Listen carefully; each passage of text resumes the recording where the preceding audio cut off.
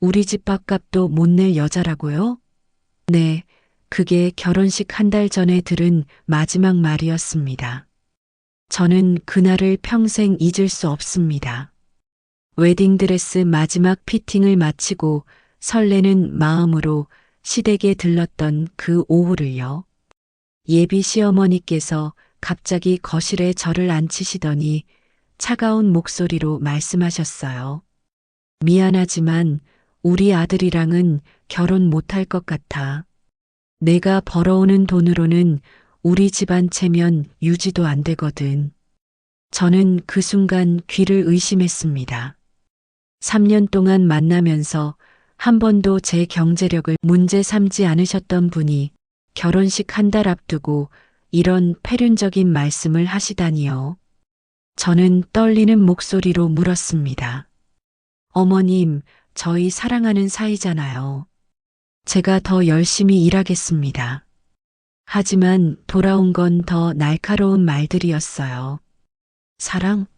사랑만 가지고 밥 먹고 살아? 우리 아들은 최소한 재벌가 딸이나 의사, 변호사 정도는 만나야 한다고 생각했는데 내가 이 정도로 형편없을 줄은 몰랐지. 시어머니는 제 월급 명세서를 테이블 위에 던지셨습니다. 어떻게 구하셨는지는 모르겠지만 제 모든 재정 상황이 그분 손에 들어가 있었어요. 이 돈으로 우리 집안 경조사비도 감당 못하겠더라. 너 혼자 쓰기도 빠듯할 텐데 우리 아들한테 집만 되겠어. 그리고 솔직히 말할게. 우리 아들 친구 중에 대기업 이사 딸이 있거든.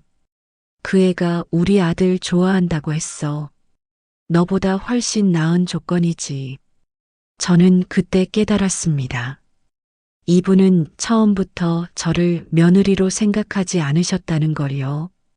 단지 아들이 좋아하니까 참아주셨던 거였고, 이제는 더 좋은 상품을 찾으신 거죠. 그럼 준호 씨는 뭐라고 하세요? 라고 물었을 때 시어머니는 비웃듯 대답하셨습니다. 우리 아들, 당연히 엄마 말 들어야지. 효자거든, 우리 아들은. 벌써 그 친구 만나기로 했어. 저는 그날 시댁을 나서면서 눈물조차 나오지 않았습니다. 분노와 배신감, 그리고 제 자신에 대한 자책감이 뒤섞여 숨이 막혔어요. 3년간 정성껏 준비했던 결혼식, 함께 꾸민 신혼집, 주말마다 시댁일 도와드리며 쌓았던 모든 시간들이 한순간에 무너져 내렸습니다. 저는 시어머니께 잘 보이려고 정말 많은 노력을 했거든요. 명절 때마다 새벽부터 일어나 전 부치고 시댁 청소하고 시어머니 친구분들 오시면 차 대접하고요. 심지어 제 월급에서 매달 용돈까지 드렸는데 그게 다 무슨 소용이었을까요? 제가 버는 돈이 적다는 이유만으로 모든 게 무가치해진 거예요. 하지만 이건 시작에 불과했어요. 진짜 지옥은 그 다음부터였으니까요. 며칠 뒤 준호에게서 문자가 왔습니다. 미안해. 엄마 말씀이 맞는 것 같아. 우리 좀 생각해보자. 내 형편으로는 우리 가족 부양하기 힘들 것 같아. 그리고 솔직히 난 편하게 살고 싶거든. 생각해보자는 건 이별을 의미하는 비겁한 표현이라는 걸 저도 알았습니다. 전화를 걸었지만 받지 않더군요. 카톡도 익십이었어요. 그렇게 3년 연애는 일방적인 문자 한 통으로 끝이 났습니다. 저는 그때 제 자신이 너무 한심했어요. 왜 그렇게 시댁 눈치를 보며 살았을까? 왜 제 돈으로 그들에게 잘 보이려고 했을까? 하지만 후회해도 소용없었죠. 이미 엎질러진 물이었으니까요. 저는 며칠간 회사도 못 나가고 집에서 울기만 했습니다. 친구들이 위로해줬지만 배신감은 쉽게 가시지 않았어요. 3년이라는 시간이 결혼 준비에 쏟아부은 모든 정성이 한순간에 쓰레기가 되어버린 기분이었습니다. 그런데 더 큰 문제가 있었어요. 저는 그때까지만 해도 몰랐습니다. 제 뱃속에 새 생명이 자라고 있다는 사실을요. 이별 통보를 받고 2주쯤 지났을 때 몸 상태가 이상했어요. 생리가 늦어지고 자꾸만 속이 메스꺼웠죠. 설마 했는데 임신 테스트기에 두 줄이 선명하게 나타났습니다. 그 순간 저는 화장실 바닥에 주저앉았어요. 기쁨보다는 공포가 먼저 밀려왔습니다. 어떻게 해야 하지? 헤어진 남자의 아이를 혼자 키워야 하나? 아니면 시댁에 알려야 하나? 수많은 생각이 머릿속을 스쳤지만 한 가지는 확실했어요. 이 아이는 제 아이고 준호의 아이라는 것. 생명이잖아요. 아무리 그 사람이 절 버렸어도 이 아이에게는 아빠가 있다는 사실을 알려줘야 한다고 생각했습니다.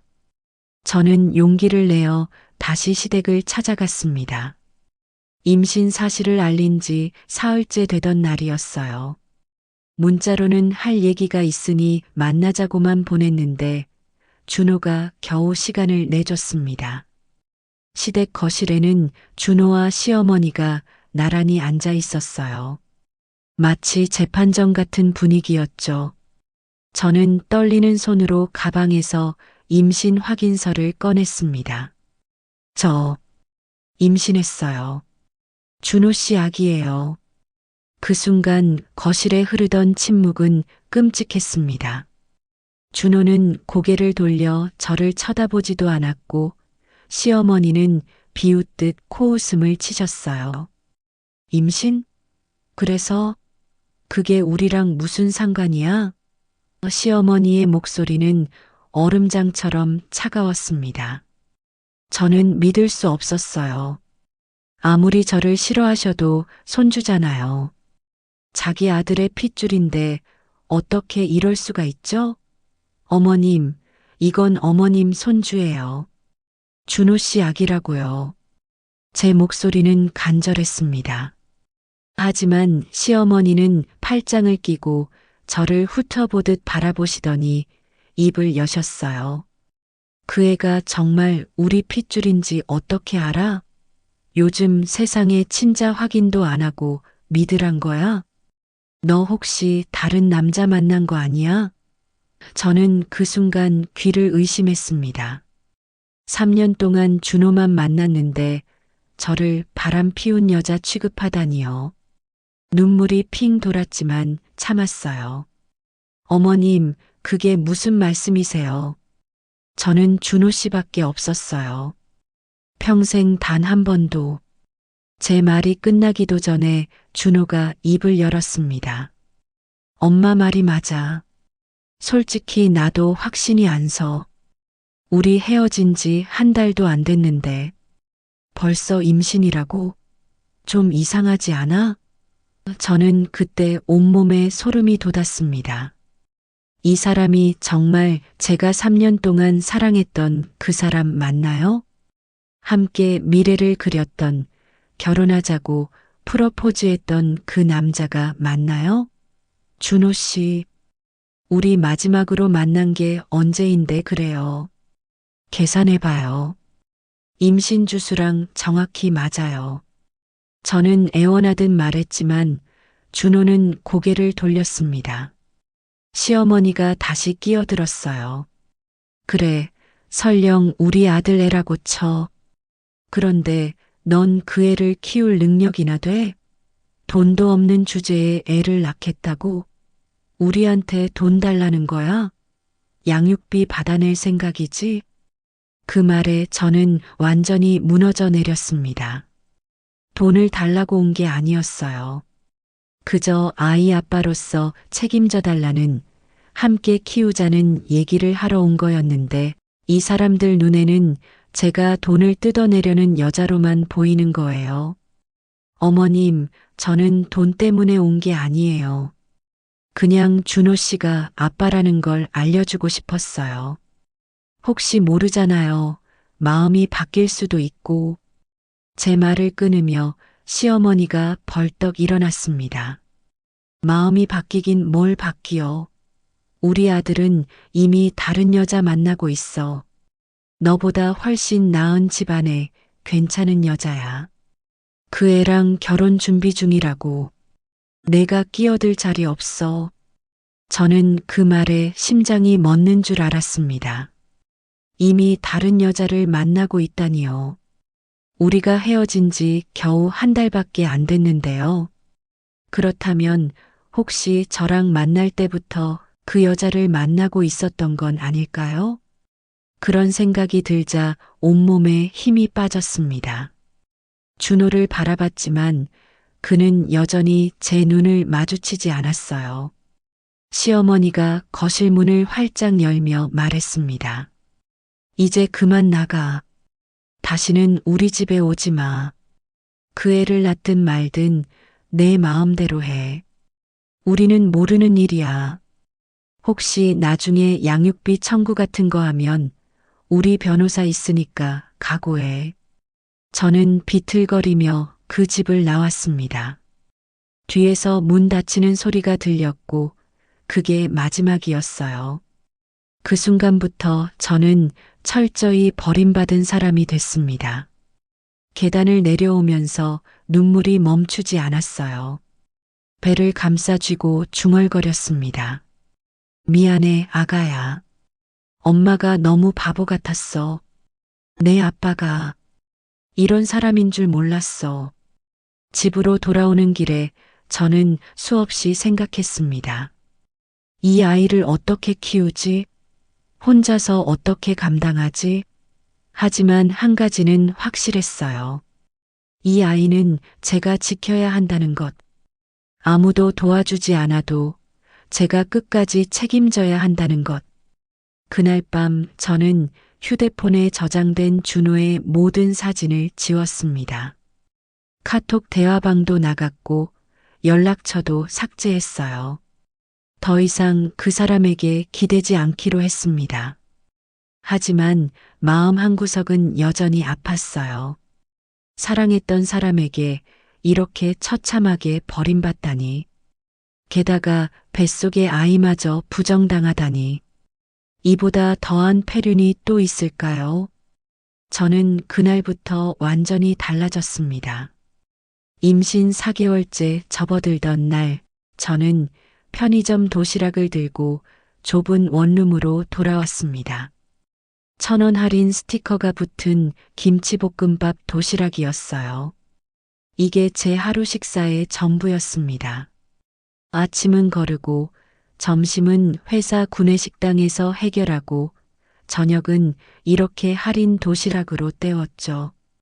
뱃속의 아기를 위해서라도 제대로 먹어야 한다는 걸 알면서도 통장 잔고를 보면 그럴 수가 없었어요.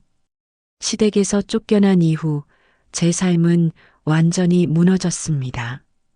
신혼집으로 준비했던 전세금은 준호 명의로 되어 있어서 돌려받지 못했고 결혼 준비하느라 쓴 돈은 몇백만 원이 날아갔어요. 웨딩드레스 계약금, 예식장 계약금, 신혼여행 예약금 모두 환불이 안 되는 조건이었죠. 게다가 산부인과 진료비며 영양제며 임신 관련 비용까지 생각하면 제 월급으로는 감당이 안 됐습니다. 저는 회사에 임신 사실을 숨겼어요. 말하는 순간 눈치가 보일 게 뻔했거든요. 미혼모라는 걸 알면 어떤 시선으로 볼지, 승진해서 밀려날지, 심하면 권고사직 당할지 모른다는 두려움이 컸습니다. 그래서 매일 헐렁한 옷을 입고 출근했고, 입덧이 심해도 화장실에서 몰래 토하고 나왔어요. 동료들이 요즘 안색이 안 좋다고 걱정해도 괜찮다고 웃으며 넘겼습니다. 하지만 거짓말을 하면 할수록 제 마음은 더 무너졌어요. 저는 왜 이렇게 숨어서 살아야 하죠? 잘못한 건 준호 쪽인데 왜 준호는 당당하게 다른 여자 만나고 저는 이렇게 초라하게 살아야 하나요? 밤마다 원룸 창문으로 보이는 불빛들을 바라보며 생각했습니다. 저 집들에는 다 가족이 있겠죠. 따뜻한 저녁밥을 먹고 함께 TV를 보고 웃으며 대화를 나누겠죠. 하지만 저는 혼자였어요. 아무도 없는 방에서 할인 도시락을 먹으며 배를 쓰다듬는 게 전부였습니다. 아가야, 미안해. 엄마가 이것밖에 못 해줘서 매일 밤 배에 대고 속삭였지만 돌아오는 건 고요함 뿐이었어요. 가끔은 친구들한테 연락이 왔습니다. 요즘 왜 이래? 연락도 안 받고. 무슨 일 있어? 하지만 저는 제대로 대답할 수가 없었어요. 임신 사실을 말하면 걱정할 게 뻔했고, 그러면 또 준호 얘기를 해야 하고, 그 과정에서 제 비참한 상황을 다시 떠올려야 했으니까요. 그래서 점점 연락을 끊었습니다. 카톡도 익십하고 전화도 받지 않았어요. 결국 친구들도 하나둘 연락을 끊었고 저는 완전히 고립됐습니다. 세상에서 혼자 남겨진 기분이었어요. 가장 힘들었던 건 밤이었습니다. 낮에는 어떻게든 버텼어요. 회사에 가면 일에 집중할 수 있었고 동료들과 억지로라도 웃으며 지낼 수 있었으니까요. 하지만 밤에 집에 돌아와 혼자가 되면 모든 생각이 밀려왔습니다. 이대로 아이를 낳으면 어떻게 되지? 출산 휴가는 쓸 수 있을까? 육아는 누가 도와주지? 어린이집 보내려면 돈이 얼마나 들지? 생각하면 할수록 앞이 막막했어요. 가끔은 이런 생각도 들었습니다. 차라리 이 아이를 포기하는 게 나을까? 혼자 키우기엔 너무 힘들 것 같은데. 하지만 그럴 때마다 배에서 느껴지는 작은 움직임이 저를 붙잡았어요. 태동이었습니다. 처음 태동을 느꼈을 때 저는 한참을 울었어요. 이 작은 생명이 제 안에서 살아 움직이고 있다는 게 신기하면서도 슬펐습니다. 아빠가 없는 아이, 외할머니도 외할아버지도 모르는 아이. 이 아이에게 제가 줄 수 있는 게 뭘까요? 사실 저한테는 아버지가 계셨습니다. 하지만 3년 전부터 연락을 끊고 지냈어요. 제가 준호를 만나기 시작했을 때 아버지는 극렬히 반대하셨거든요. 그 남자 집안 배경 한번 알아봐라. 뭔가 수상해. 하지만 저는 사랑에 눈이 멀어서 아버지 말씀을 무시했습니다. 아빠는 왜 그렇게 사람을 의심해요? 준호 씨는 좋은 사람이에요. 그렇게 다퉜고 결국 아버지와 연락을 끊었어요. 아버지는 제게 마지막으로 이렇게 말씀하셨습니다. 후회할 날이 올 거다. 그때 가서 울지 마라. 아버지 말씀이 맞았습니다. 저는 지금 후회하고 있으니까요. 하지만 자존심이 허락하지 않았어요. 아버지한테 아빠 말이 맞았어. 도와줘라고 말하는 게 너무 창피했습니다. 그래서 버텼어요. 혼자서도 할 수 있다고, 이 정도는 견딜 수 있다고 스스로를 속이며 살았습니다.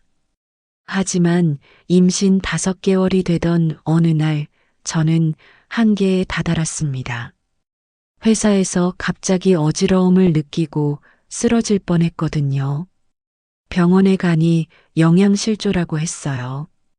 임산부가 이렇게 먹으면 안 됩니다. 아기한테도 안 좋아요. 의사 선생님의 말에 저는 고개를 숙였습니다. 알아요. 다 알아요. 하지만 어쩌란 말인가요? 그날 밤 저는 오랜만에 휴대폰을 열었습니다. 그리고 아버지 연락처를 한참 바라봤어요. 손가락이 떨렸습니다. 3년 만에 아버지께 전화를 거는 순간이었어요. 신호음이 울릴 때마다 심장이 터질 것 같았습니다. 끊을까 말까 망설이던 찰나 아버지의 목소리가 들렸습니다. 여보세요?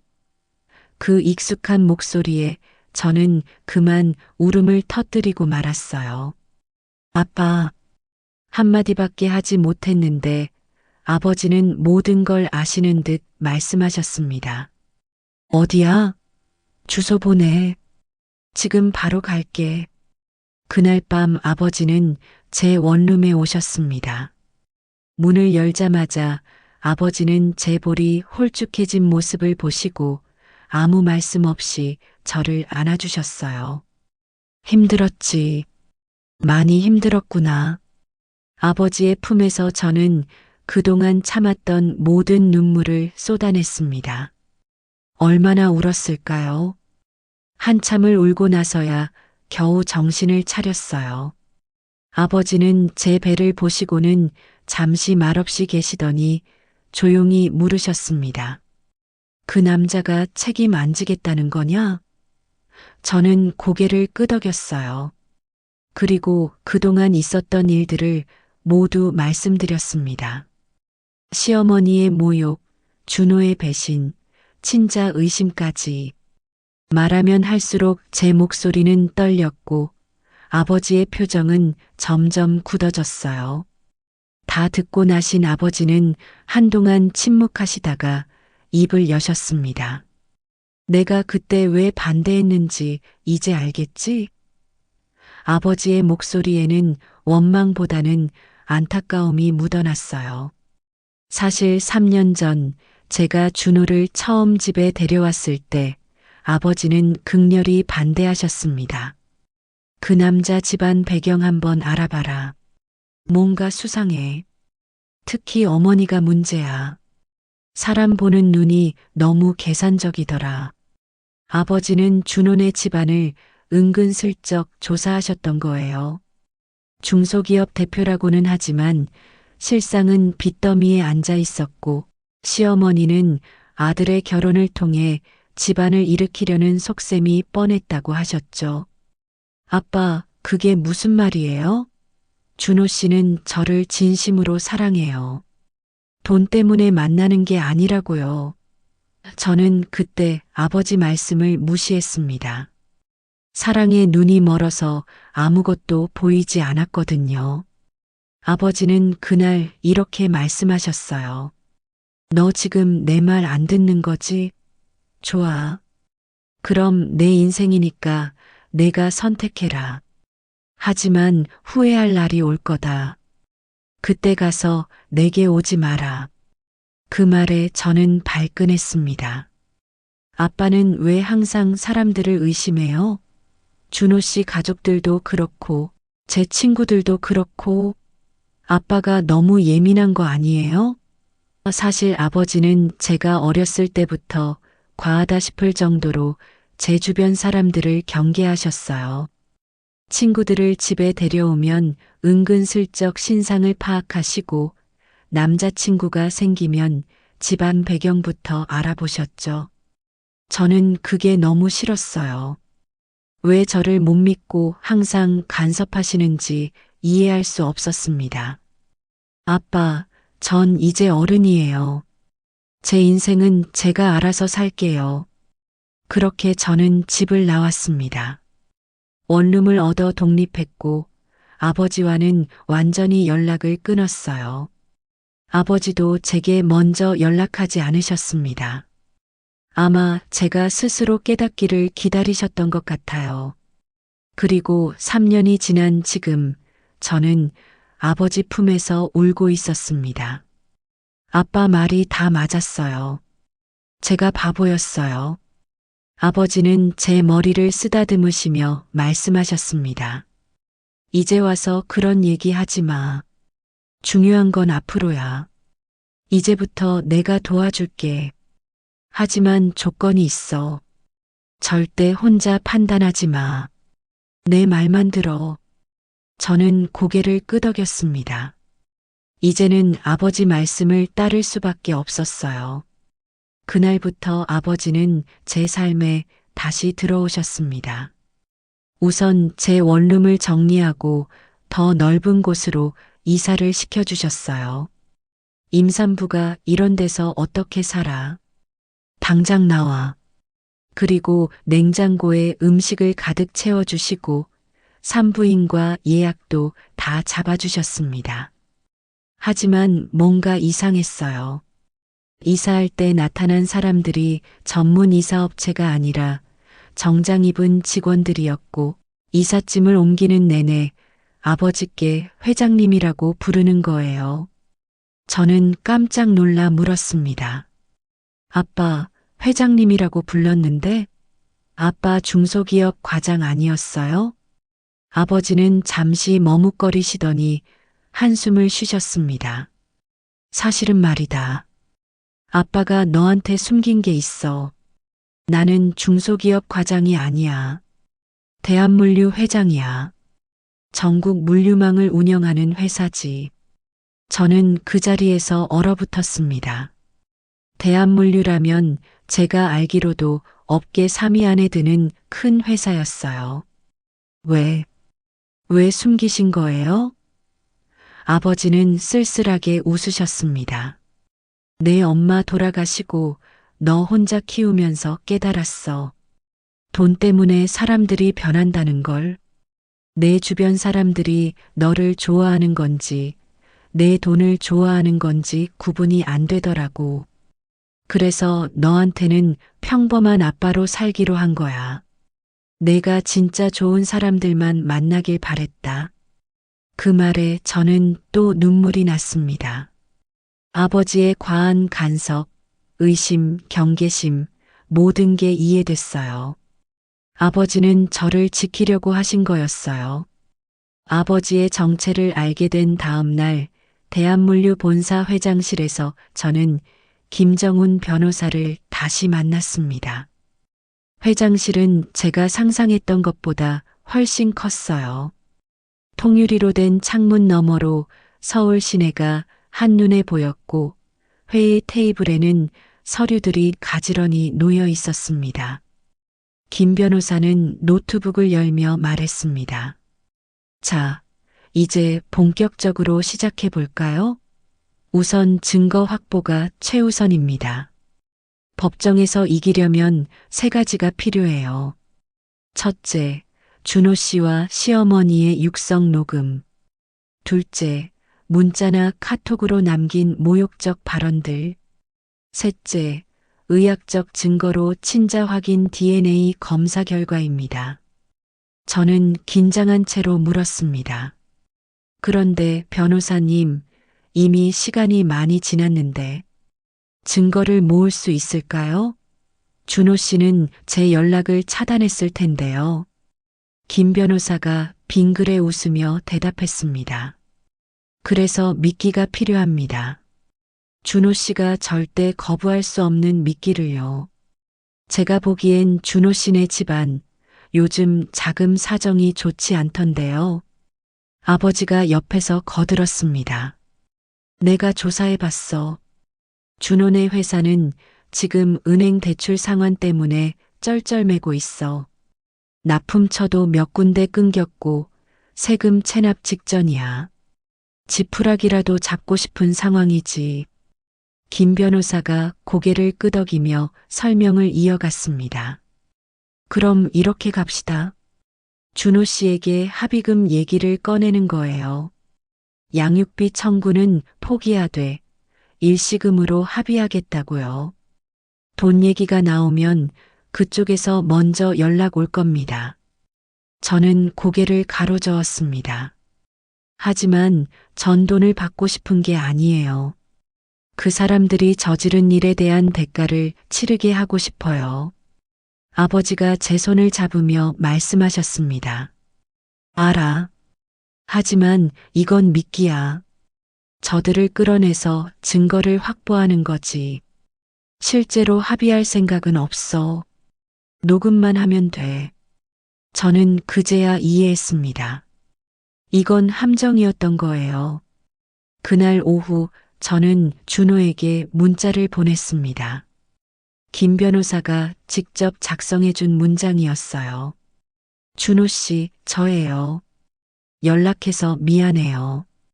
양육비 청구 같은 건 안 할게요. 대신 일시금으로 합의하고 싶어요. 제 연락처로 전화 주세요. 문자를 보낸 지 30분도 안 돼서 준호에게서 전화가 왔습니다.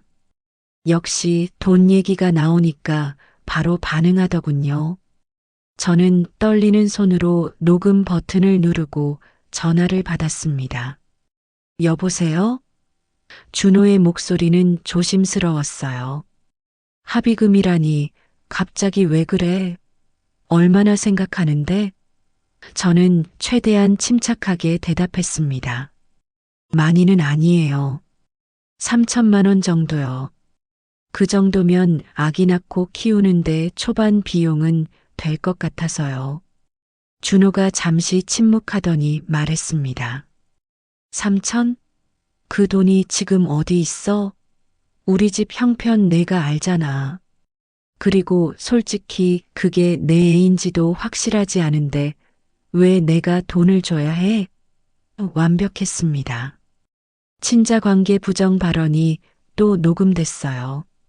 저는 계속 유도했습니다. 그럼 DNA 검사라도 해요. 그럼 믿으시겠어요? 준호가 비웃듯 말했습니다. DNA 검사? 그거 조작 가능하다며. 요즘 세상에 그런 거 믿을 수 있어? 그리고 설령 내 애라고 쳐도 나는 지금 다른 사람이랑 결혼 준비 중이야. 넌 이미 과거야. 그냥 조용히 혼자 낳아서 키워. 합의금? 그런 거 없어. 한 푼도 안 줄 거야.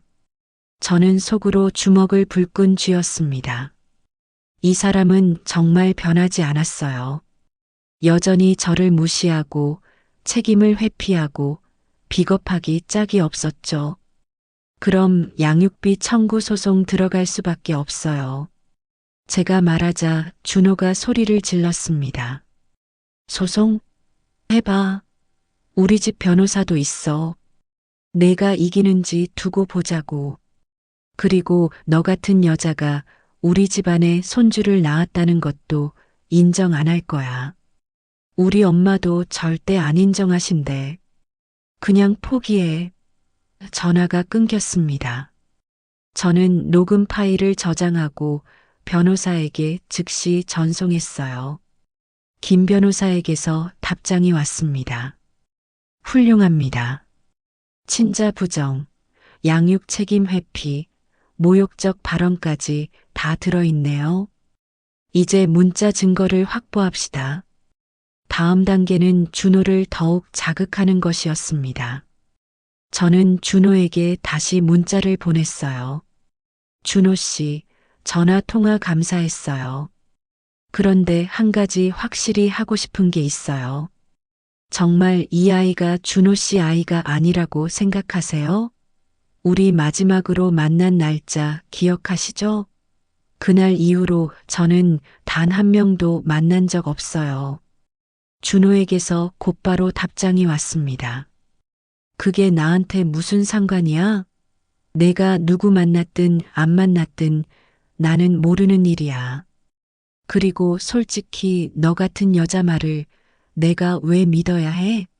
너희 집안도 가난하고 내 스펙도 별로인데 우리 집 며느리 될 자격도 없었어. 엄마 말씀이 맞았어. 너는 우리 집 밥값도 못 낼 여자였어. 완벽한 증거였습니다. 준호에게서 문자 증거를 확보한 다음 날 김 변호사는 두 번째 증거 확보 계획을 설명했습니다. 이제 시어머니를 만나야 합니다. 직접 대면해서 녹음하는 거예요.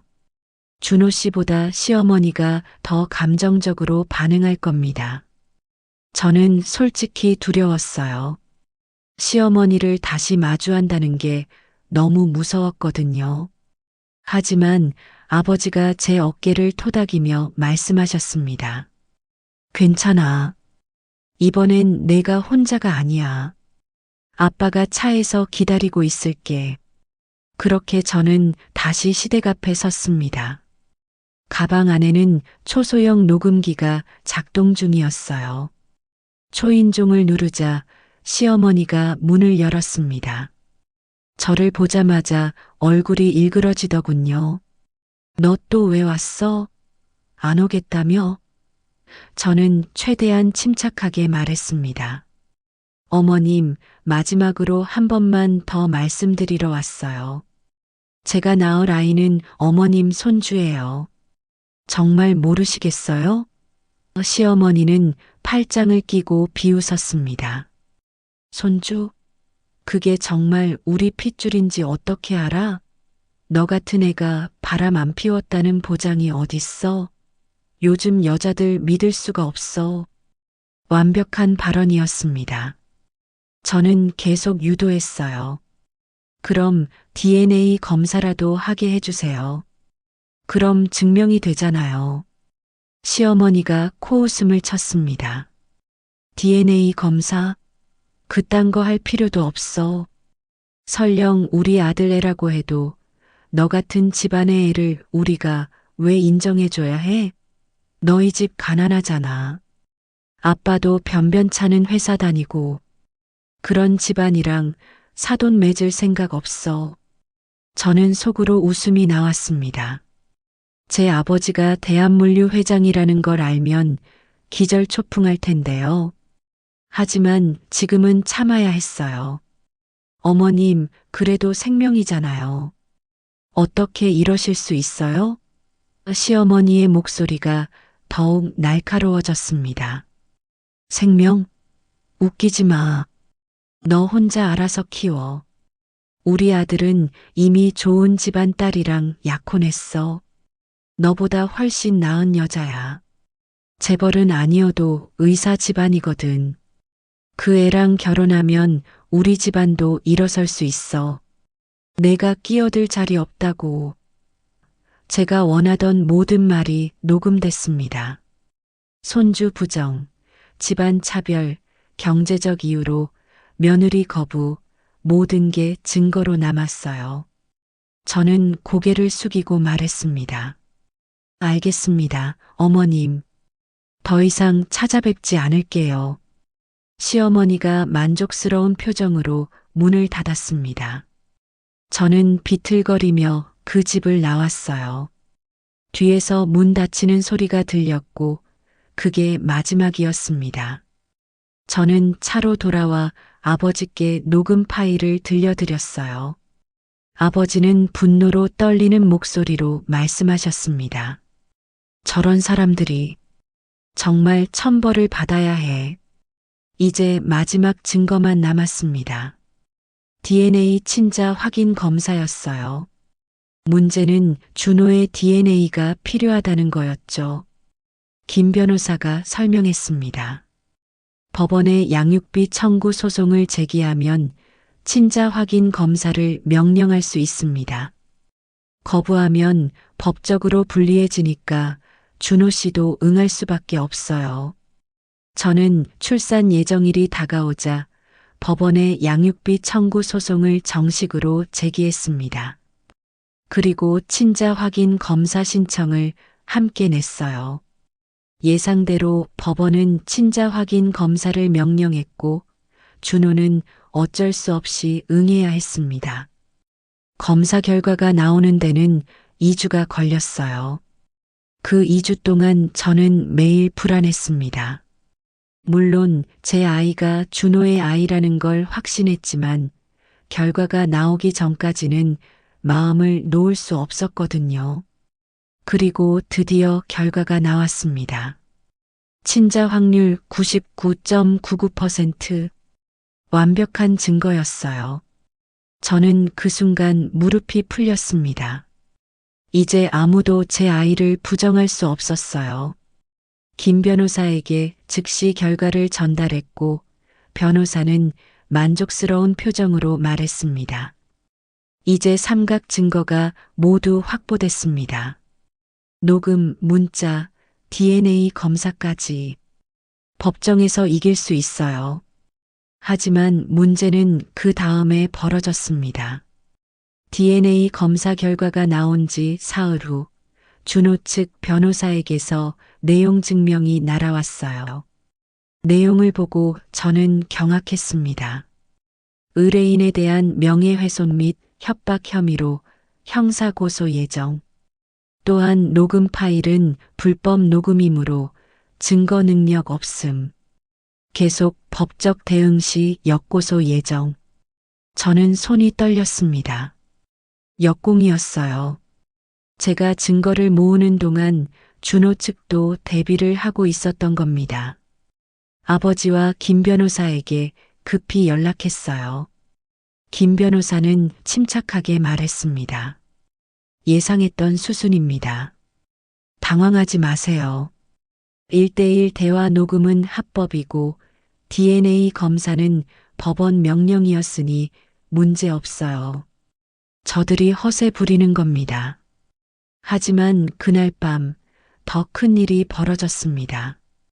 준호 어머니에게서 전화가 온 거예요. 목소리는 협박조였습니다.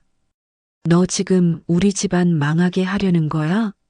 소송 취하 안 하면 내 회사에도 소문 퍼뜨릴 거야. 미혼모라고 남자 밝힌다고 내가 사회생활 못하게 만들어줄게. 저는 그 순간 온몸에 소름이 돋았습니다. 시어머니의 협박 전화를 받은 다음 날 저는 김 변호사 사무실에서 아버지와 함께 앉아 있었습니다. 아버지의 표정은 제가 태어나서 처음 보는 차갑고 단호한 모습이었어요. 이제 본격적으로 움직일 때가 됐다. 법정에서 끝내자.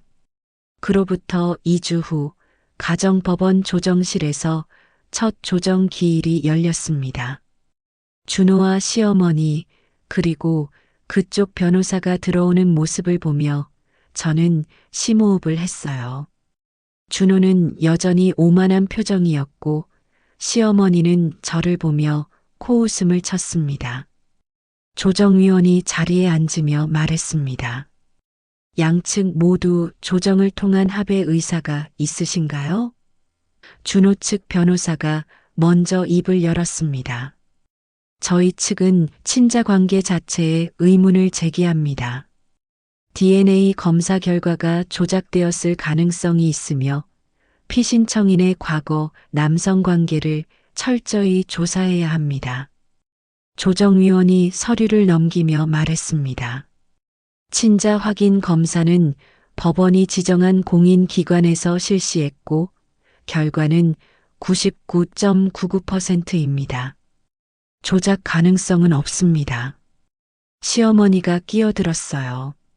그래도 저희는 인정할 수 없어요. 저 여자가 우리 아들한테 접근해서 일부러 임신한 거라고요. 김 변호사가 차분하게 말했습니다.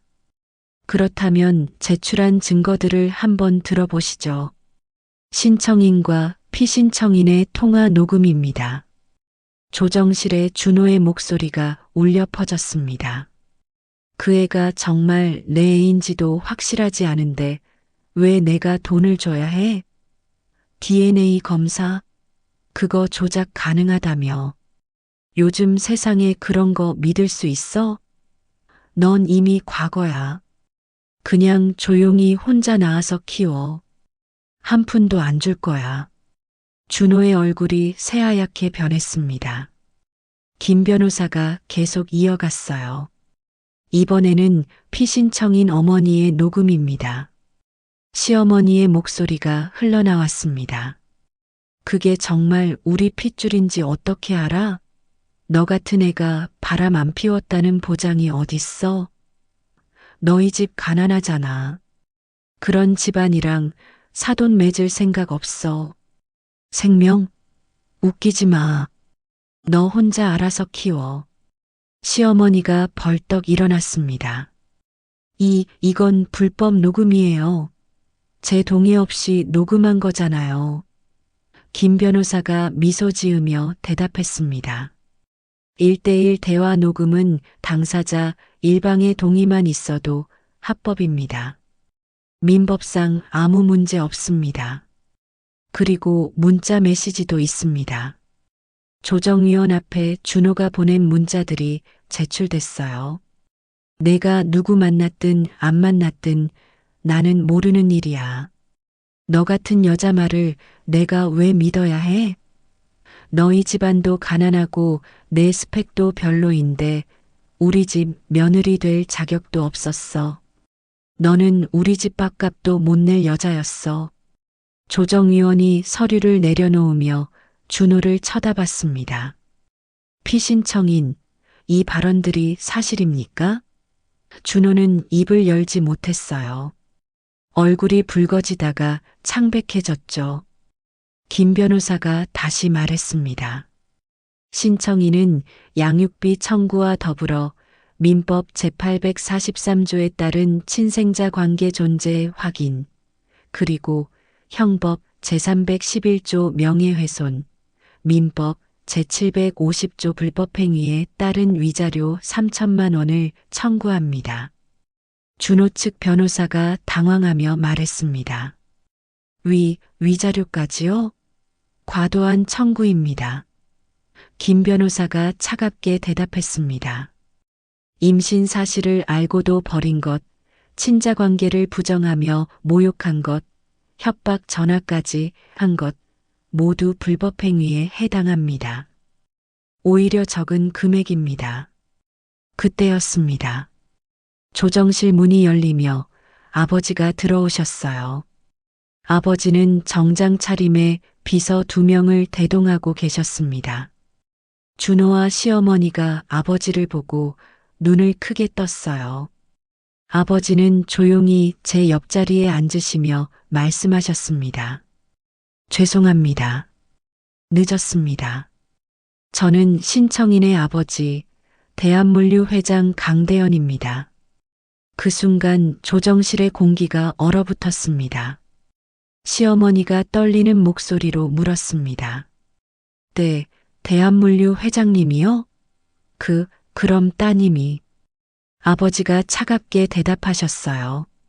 네, 제 딸입니다. 그동안 신분을 숨기고 살았는데 이제는 밝힐 때가 된 것 같네요. 특히 제 손주를 부정하고 제 딸을 모욕한 분들에게는요. 준호의 얼굴에서 핏기가 완전히 가셨습니다. 대한물류라면 준호네 회사와도 거래하는 대기업이었거든요. 아니, 거래했었죠. 아버지가 계속 말씀하셨습니다. 참고로 말씀드리면 준호 씨 회사와 저희 대한물류의 하청 계약은 어제자로 전부 해지됐습니다. 그리고 준호 씨 회사의 주거래 은행에도 연락이 갔고요. 대출 상환 요구가 들어갈 겁니다. 시어머니가 비명을 질렀습니다.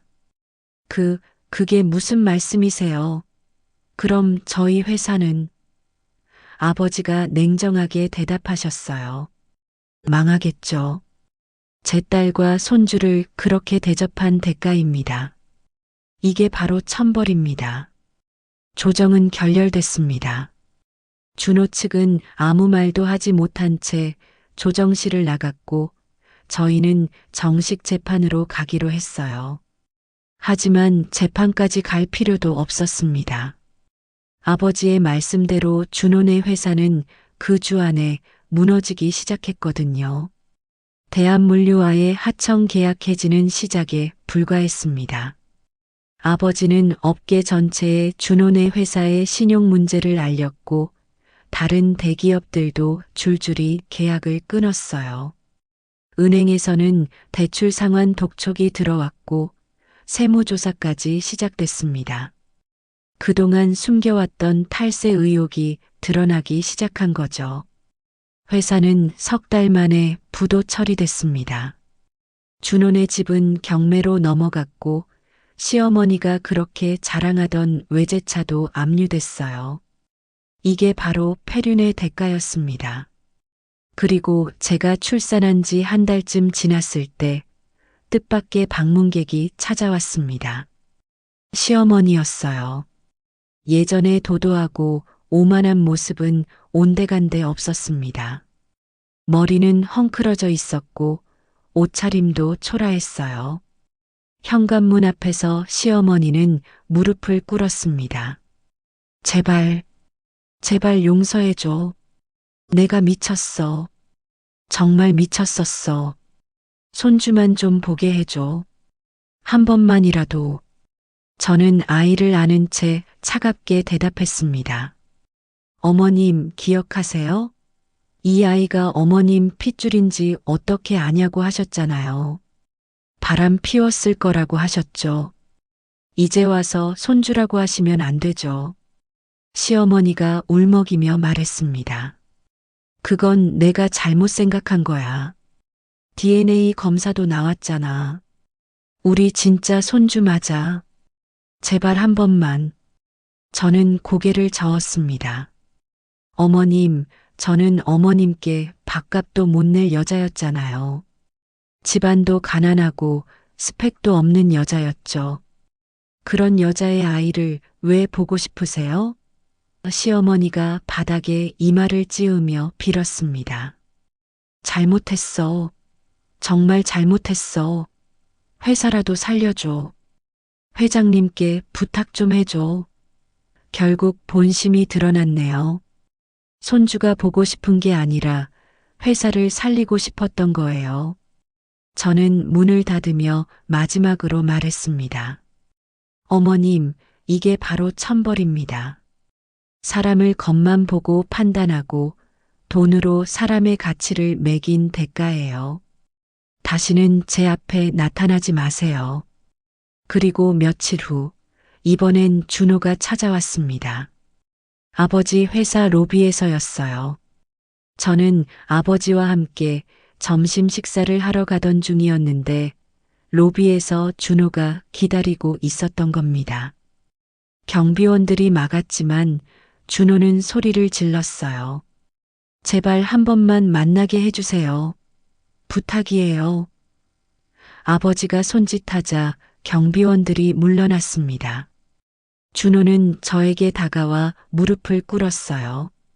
대한물류 본사 로비 한복판에서요. 지나가는 직원들이 수군거렸지만 준호는 아랑곳하지 않았습니다. 미안해. 정말 미안해. 내가 잘못했어. 다시 돌아와줘. 우리 다시 시작하자. 아이도 내가 책임질게. 저는 준호를 내려다보며 차갑게 웃었습니다. 준호 씨, 기억나세요? 저는 이미 과거라고 하셨잖아요. 조용히 혼자 낳아서 키우라고 하셨죠. 한 푼도 안 주겠다고 하셨고요.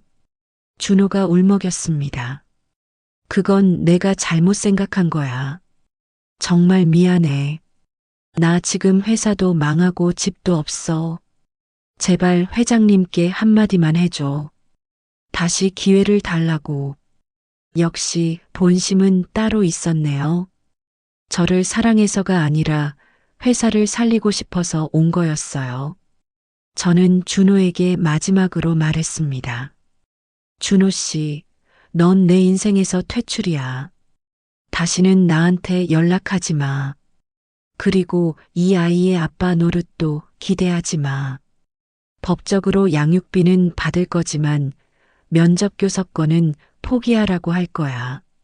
넌 자격이 없어. 준호는 그 자리에서 무너졌습니다. 저는 아버지와 함께 그를 뒤로하고 걸어갔어요. 뒤돌아보지 않았습니다. 그로부터 6개월이 지났습니다. 법원은 제 손을 들어줬어요. 양육비는 매달 200만 원씩 받기로 확정됐고 위자료 3천만 원도 판결받았습니다. 준호는 파산했지만 양육비는 계속 지급 의무가 있으니 어떻게든 일해서 갚아야 할 겁니다. 저는 지금 아버지 회사에서 일하며 아이를 키우고 있어요. 회사 안에 직장 어린이집도 있어서 아이를 보면서 일할 수 있습니다. 무엇보다 아버지가 옆에 계셔서 든든해요.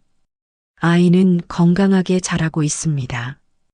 아버지를 닮았는지 눈이 초롱초롱하고 웃을 때마다 제 마음이 녹아내려요. 이 아이 때문에 힘들었지만 동시에 이 아이 덕분에 제가 강해질 수 있었습니다. 여러분께 꼭 말씀드리고 싶은 게 있어요. 사람은 겉만 보고 판단하면 안 됩니다. 돈이 있든 없든, 지위가 높든 낮든 그 사람의 진짜 가치는 다른 데 있어요. 그리고 무시당하고 억울한 일을 당해도 절대 포기하지 마세요. 침묵하지 말고 당당하게 맞서세요. 저처럼요. 여러분도 힘든 일이 있으시면 혼자 끙끙 앓지 마시고 도움을 청하세요. 가족이든 친구든 전문가든요. 혼자서 버티려고 하지 마세요. 이 이야기가 여러분께 조금이나마 용기가 됐으면 좋겠습니다. 오늘 이야기가 도움이 되셨다면 구독과 좋아요, 알림 설정 꼭 부탁드려요. 여러분의 응원이 제게 큰 힘이 됩니다. 그리고 댓글로 여러분 생각도 들려주세요. 여러분이라면 저 같은 상황에서 어떻게 하셨을까요? 저처럼 끝까지 싸우셨을까요? 아니면 다른 선택을 하셨을까요? 여러분의 이야기가 궁금합니다. 여러분도 충분히 강하니까요. 나 자신을 지키는 것, 그게 가장 중요합니다.